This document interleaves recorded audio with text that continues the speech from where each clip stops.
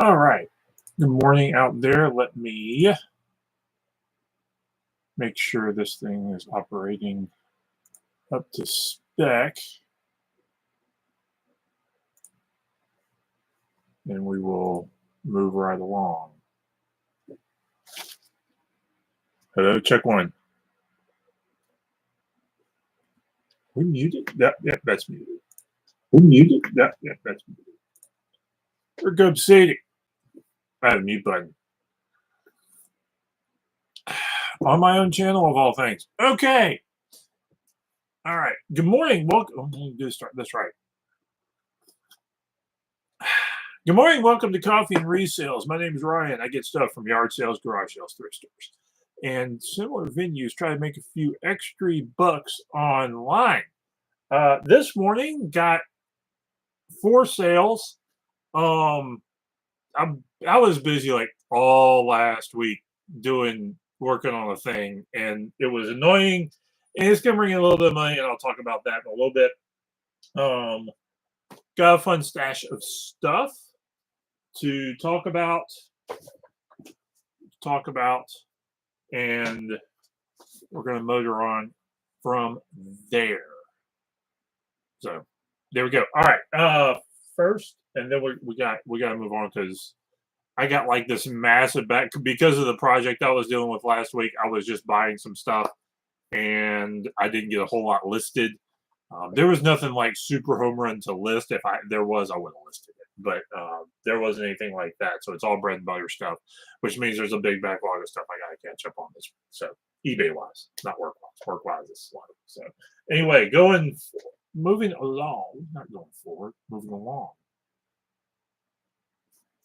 Toys. Red Guardian. This is a Marvel Legends figure recently made. I really like the high detail 6-inch action figure stuff that's come out in the last few years. Past decade or so, Marvel Legends really kicked it off. I've sold a good handful of these over the years.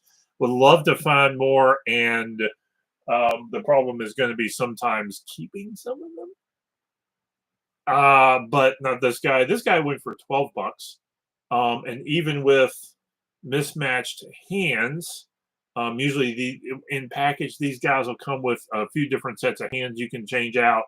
Really neat accessories, high detail, sometimes different heads because the heads pop off and on. And they're really neat figures. Getting more and more surprisingly affordable, particularly like loose figures. And there's lots of guys. Oh, there's a customization community out there for these types of figures. So these are decent sellers. They do a little bit better than, say, I think the wrestling figures. I think probably a little more customizable. I think you can do a little more interchanging parts on them. But these are fun to collect, fun to flip. So keep an eye out for these. I would say don't spend more than $1 a piece on these, and make sure they're the real ones. I think I've come across a stash occasionally of some Chinese knockoff ones that aren't made as well, and you can really tell.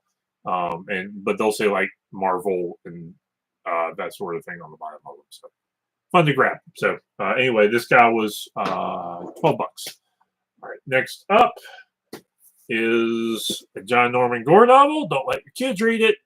And this went for $11. I think the market on these is kind of dwindled over the past few years. Used to, I could sell these individually at least around $10 a book. That's not quite the case anymore. I do grab them when I see them for $1 a piece because they do sell a little bit. Sometimes I do have to lock them up for the John Norman Gore series, and the older ones still do better. The first editions of the books still sell better. But again, don't let your kids read. All right, next, something you can let your kids read is Golden Press Children's Bible. This specific one, this is a specific children's Bible that is still in use. Actually, I think it's still in print in some ways. There is a specific homeschool program that uses this. and selling this book between about $10 and $20, and depending on condition and age and that sort of thing. If you find a clean copy of this for less than $2, grab it. This went for $17, and I think I've sold a couple over the past few years. But if you see one, snag it. I probably should have told my wife about this one because she may have needed it. But anyway, grab this one. This is the Children's Bible by Golden Press. Hardcover. It's an illustrated Bible. This specific one was 1965. I think there's been a bunch in print, but these two moved. So because there is demand. And finally, this was a fun thing. I'm not going to pull it out. This was a book with art cards called The Fairy Oracle by Brian Froud and Jessica Macbeth. So, so this is a sort of a box set, and it was a real neat find. This went for $30. Fun story behind this. We were on our way home. I had a couple of kids with me, and my daughter tells me, points at, "Daddy, there's another yard sale." She was really looking for something. I don't even remember what. So I'm like, fine, we'll go to that yard sale. We had found nothing that day. I don't think we had found hardly anything at any yard sale that Saturday morning. So I'm like, fine. Turned around, went back. This was sitting there, and all their books and stuff were $1 a piece. This was sitting there. I think I grabbed one other thing that was like another $20 book. So shout out to my daughter. Thank you, baby girl, for making Daddy turn around and finding stuff to resell. All right. And that's all my sales over the past few days. Sales have been decent this month. June was good. May and June were really good months. June was helped out by a $300 Bible I sold. That I don't think I post. I may have shown in one video, but I didn't post a sale. It was the middle of the week, and I just couldn't. It was like the only sale that day, and I was busy. And I needed to get things out the door. But that was really helped by one big sale. But both months I kind of was at the top end of the range that I usually try to get. I know I'm doing good if I can put close to $500 in my pocket at the end of the month, and that's what happened for June. And May and June I came away with really good profit on those months. So I'm hoping maybe to repeat that this month. And I was really good about listing stuff. I haven't been the past week because I've been going through magic cards, and I'm not going to grab them right now. There's a big stack. But if you find a big box of magic cards for ridiculously cheap, I would say 10 cents a card or less. Maybe if you're finding cards at nickel a card, grab them. Because it's going to be a little work, but there are several companies out there that buy magic cards, cash money on the table. And they pay about half of full retail, if not more. There's Card Kingdom, shout out to them, is a company that buys magic cards for cash money, and they pay about what, like, if you sold it on eBay, it's not a whole lot. Like, you would wind up with about a little bit less than what you would do if you had just thrown it on eBay. Like, so much so that like $8 and $10 cards is like, I may as well, like, they'll pay like $5 for a card that goes from $8 to $10 on eBay. Which, after fees and shipping and time and aggravation, may as well sell it to Card Kingdom. That's how decent their pricing is on what they buy. Particularly right now, Magic is kind of high demand. So grabbing Magic cards and flipping them, just sending them to Card Kingdom you got to go through and like look them up and say, okay, mine's on this list.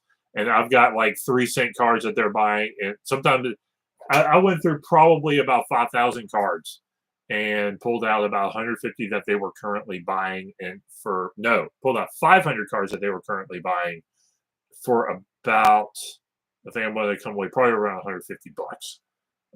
So it's one of those things you gotta have the time to do it. Sometimes it's one of those things that it's a little bit of a brainless exercise. Take it if you get a big box, a big bin of unsorted Magic cards, throw a movie on, throw a podcast on for a couple hours, and just go through and sort them, pack them, ship them off, and you can come away with a little bit of pocket change. But I had so much. And actually, what had happened was I bought this big batch about 2 years ago. Went through it one time for about $100, and then 2 years later, I think I'd gotten a few more and just hadn't been able to go through and look them up. Went through it again, another $150. So, do I let those sit for 2 more years and go through them again and see if there's any more? Maybe. And they're a little more sorted this time. So I'll probably go through them a little bit faster the next time I do it. Maybe the next time I go through and I find a bunch of Magic cards at a sale for cheap, I'll go through all of them again if I have the time. So that's kind of what I'm doing with there. Okay, finds over the past week. Let's go over that. I found a couple of these books, these types of books, these Images of America. These are fun local history books. You usually find them in local museums. I think I've spoken before. If you've watched a few of my last live streams, a couple of my last live streams, I've talked about American small towns really have a good sense of local history. Usually, every county, at least in America, seems to have a local museum or something like that. These are, and they actually, a lot of these books sell out of those. You'll find this type of book in them by Images of America. This one's for Peach County, Georgia. So if I see these for $1 a piece, for $1 a piece, I tend to grab them because they do move between $8 and $10, sometimes maybe a little bit more. I think I've got 3 for sale right now, and all 3 are different places throughout America. So I found a couple of different ones of these this week. Next up, a couple of fun finds is models. Models still sell, if you don't believe it or not. This and not eBay. My local Goodwill had 4 Boeing models for sale. These were $10 a piece, which is a little bit on the high side, but I looked them up, and these may be $30 to $40 models. They're unbuilt. Looks like they have all the parts. They are open. So I'm thinking I'm going to try probably 30 to 40 a piece on those on eBay and see how they do. And I think I'll come out. I think I'll come out ahead on all of them. So 4 models, kind of along those lines. What else we got here? Some more old books. 2 books. Okay. A few other books. Nothing exciting. And I'm going to jump back on. And I think I'm going to try this week to make an attempt to make another video, and actually, not just a live stream, but actually post a sort of a how-to video on hymnals and how you can sort of a guide to selling hymnals. And hopefully I won't have the audio issues like I did in the last one. I'll have to do some testing and that sort of stuff and fiddle with some settings so I'm not all squeaky, because like last time I did it, I didn't check. And I wound up doing like a 20-minute video that was me in a high-pitched squeaky voice like I'd been on helium, and nobody wants that. So, but I've got a box full of hymnals here that I picked up from a local estate sale. And several of them I knew I could sell right off. I think if I sell 2 or 3 of them, they'll pay for the whole batch. And I may even do a live lookup with some of these so that we can see what's valuable and what isn't. And so maybe be looking for that later this week when I'm able to sit down with them. Because I need to get this stack cleared, and then I can handle this box, and we'll go through that. So that may be in the cards for what I'm going to do is I'll get stuff listed, get this put away, and then dive through some other stuff, and maybe we'll do a live lookup in a couple of days. Once I get the video done of maybe do that first and then I'll do the video. We'll see. We'll get it figured out.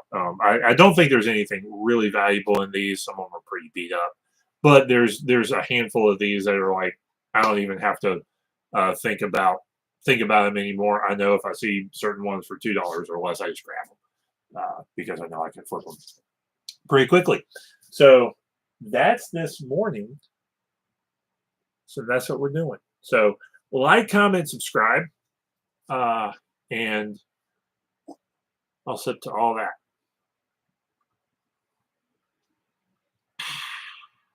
Y'all have a good one.